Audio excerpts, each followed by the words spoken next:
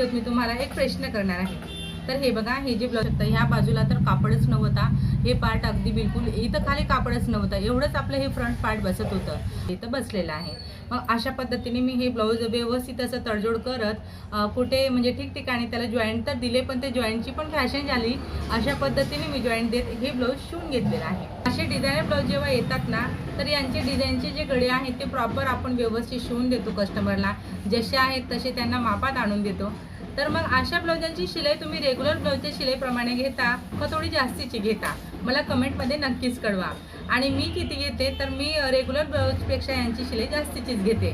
Work wise माझी price असते 350, 400, 500, 600 पर्यंत, 1500 पर्यंत देखील हे वर्कवाले ब्लाऊज स्टिचिंग करून मी देत असते कस्टमरला। जसं वर्क राहिला त्याप्रमाणे त्यांची प्राईस ठरत असते। जसं लावायला हवे कस्टमर्सला का रेग्युलर चार्जमध्ये तुम्ही हे ब्लाऊज शिवून देणार, हे तुम्ही मला कमेंटमध्ये कळवा।